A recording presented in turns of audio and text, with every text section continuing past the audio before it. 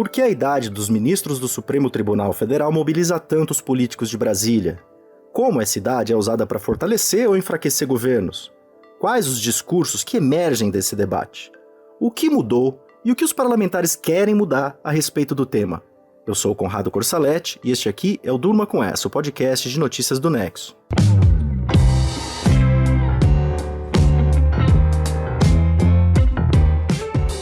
Olá, eu sou a Letícia Arcoverde e estou aqui com o Conrado para apresentar esse podcast que vai ao ar de segunda a sexta, no fim da tarde e início da noite, sempre com notícias instigantes que podem continuar a ecoar por aí. Quarta-feira, 24 de novembro de 2021, dia de aniversário do Nexo, que completa 6 anos no ar. Mas não é da idade do jornal que a gente vai tratar aqui. É a idade dos ministros do Supremo Tribunal Federal, idade que mobiliza debates no Congresso neste fim de ano.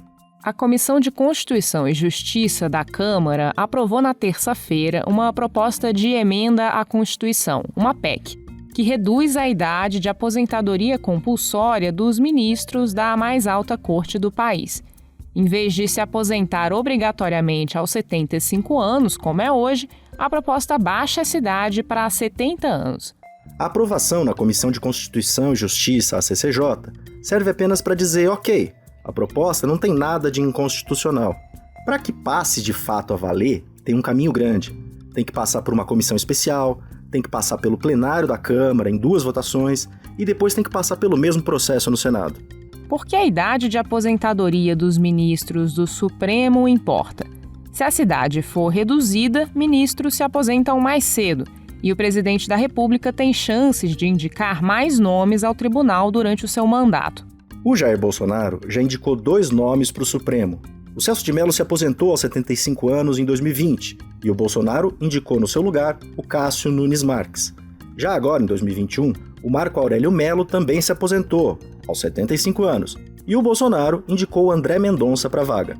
A indicação do André Mendonça está bem enrolada, porque tem uma forte resistência ao nome dele no Senado, que é responsável por chancelar ou não a indicação depois de uma sabatina.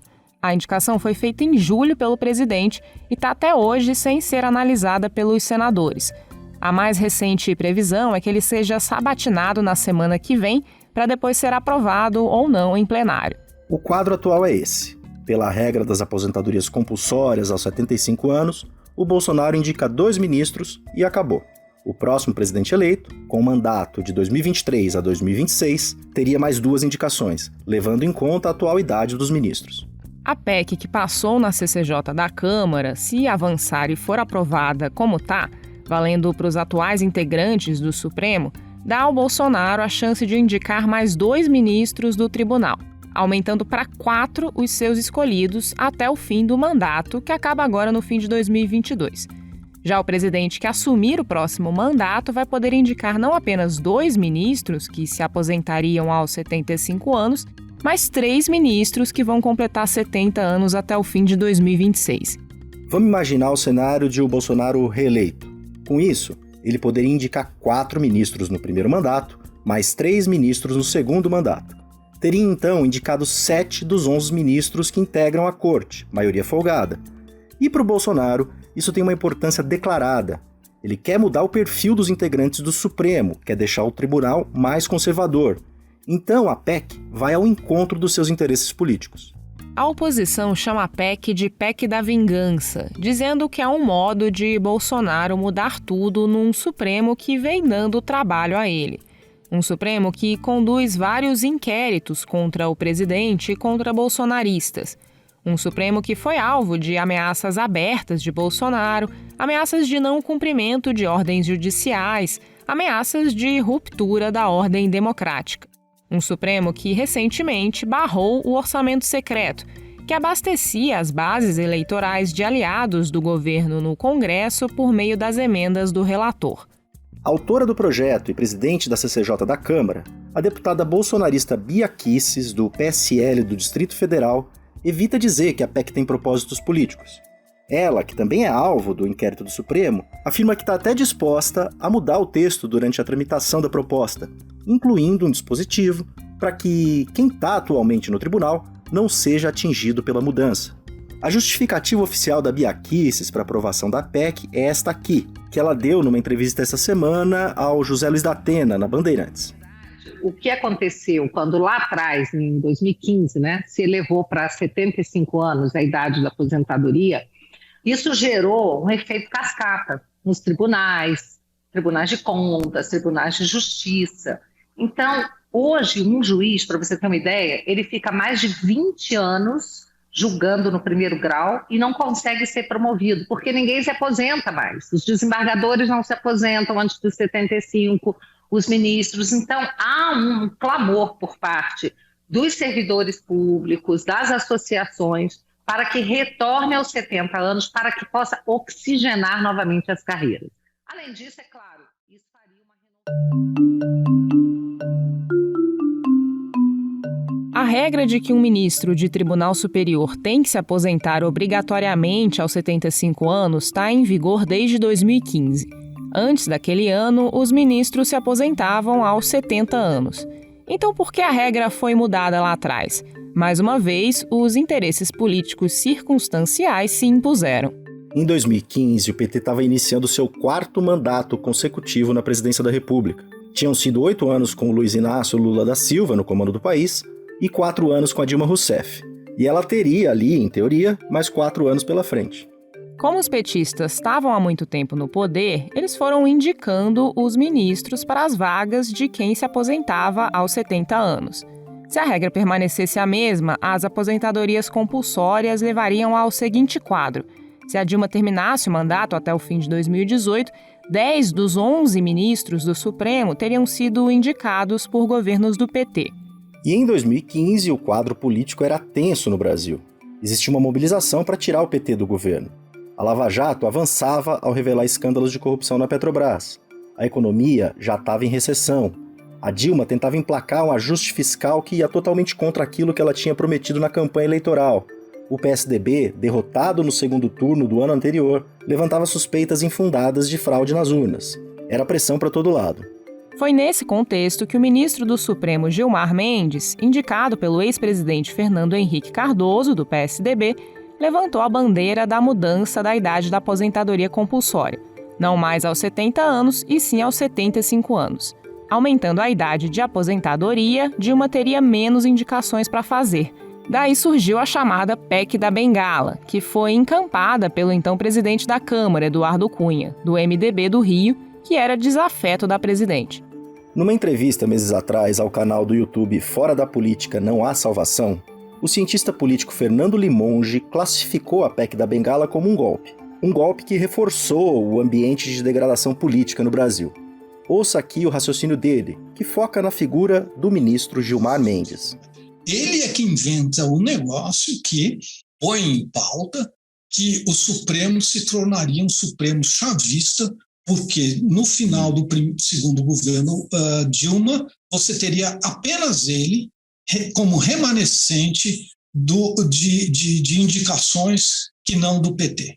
Porque se os juízes do Supremo continuassem a se aposentar aos 70 anos, a Dilma, se completasse o seu segundo mandato, teria possibilidade de indicar todos os juízes. E você teria uma corte que seria composta exclusivamente por indicados do PT, exceto ele. Aí fala, vai ser uma corte bolivarianista. E aí vem a PEC da Bengala, que é um golpe. Isso é golpe, certo? Apoiado por um juiz do Supremo, cujo dever é defender a Constituição. Ele fala, não, vamos mudar a Constituição, porque eu não quero ficar sozinho.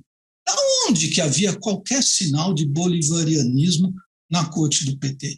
Quem foi mais incisivo no julgamento do mensalão não foi o senhor Gilmar Mendes. Foi o Joaquim Barbosa, que foi nomeado pelo PT.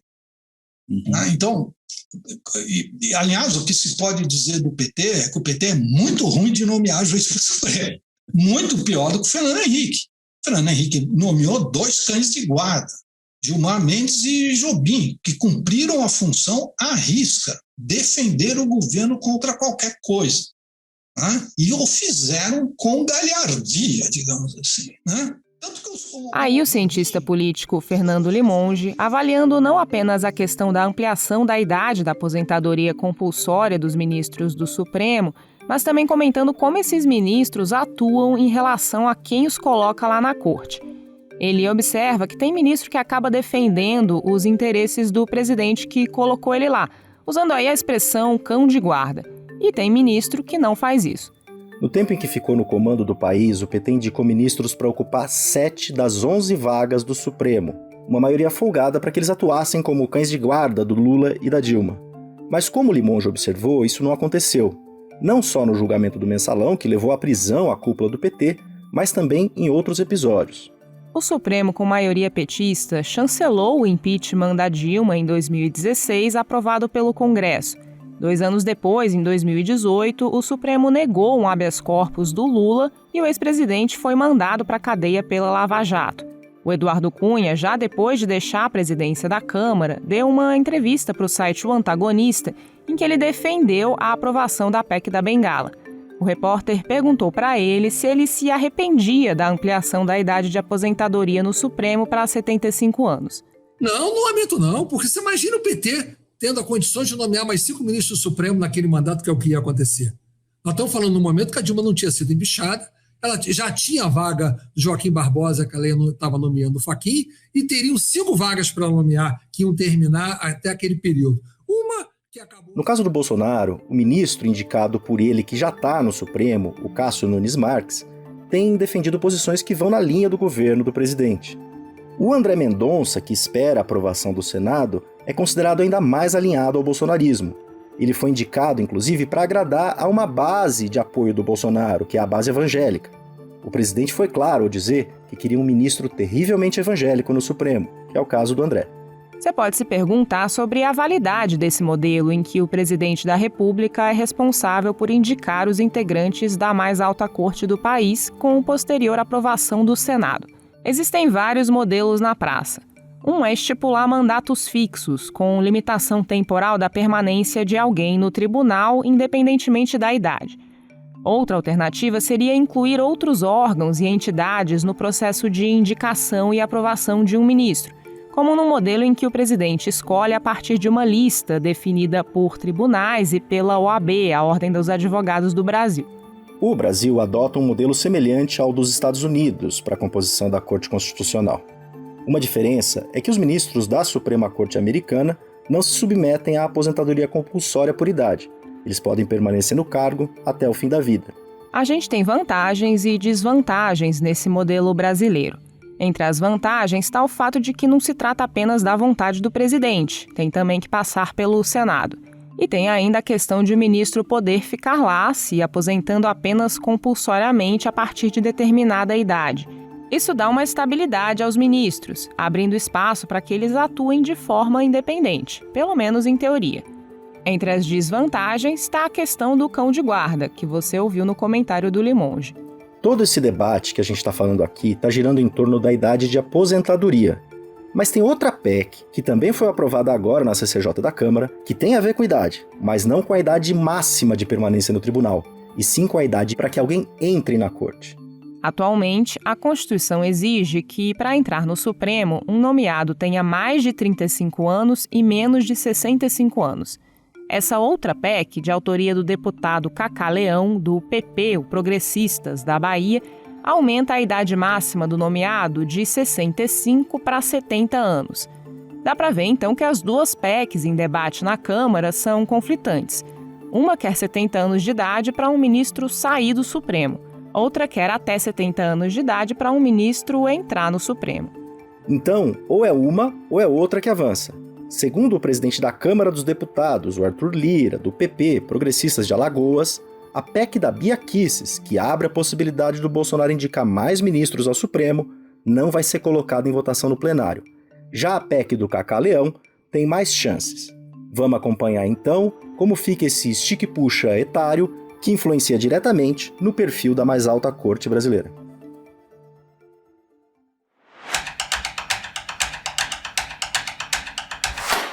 O PSDB tentou realizar no domingo passado as suas prévias para a escolha do candidato do partido à presidência nas eleições de 2022.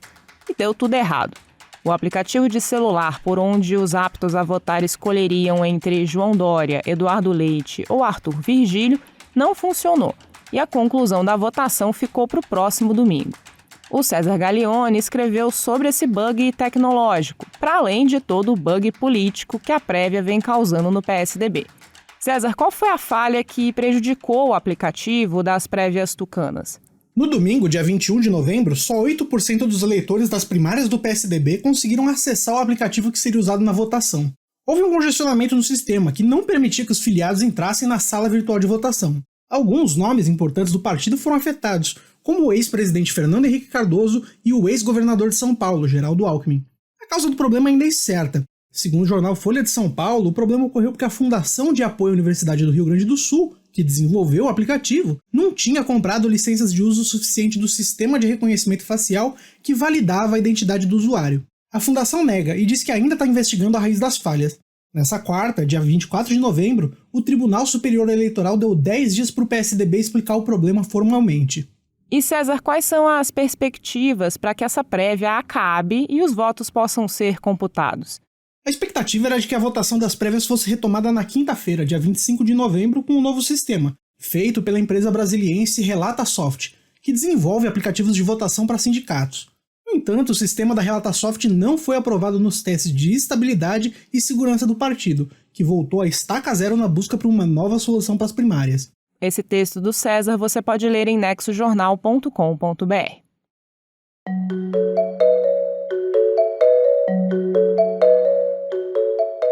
A alternância de poder na Alemanha vai tomando forma.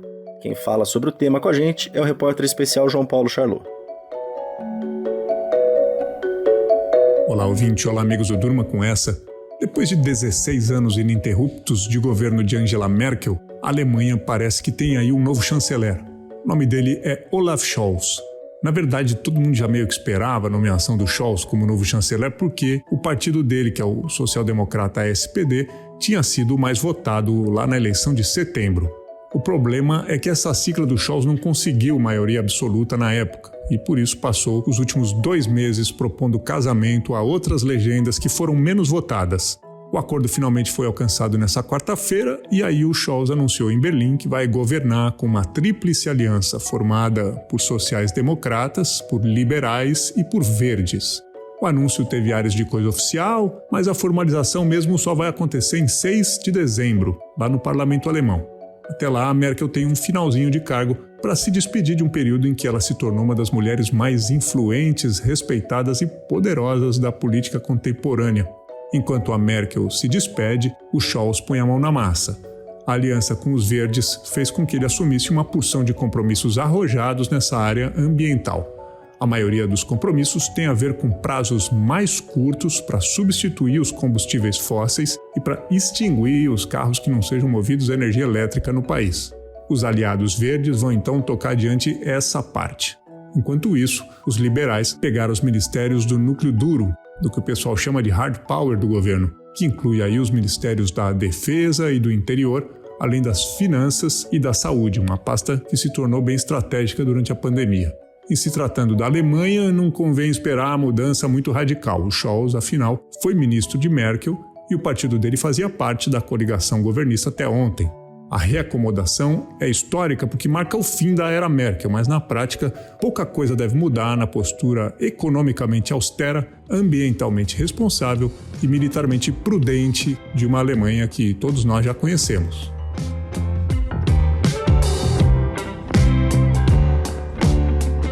Da influência política da idade dos ministros do Supremo, passando pelo bug no aplicativo das prévias do PSDB e fechando com a sucessão na Alemanha, durma com essa.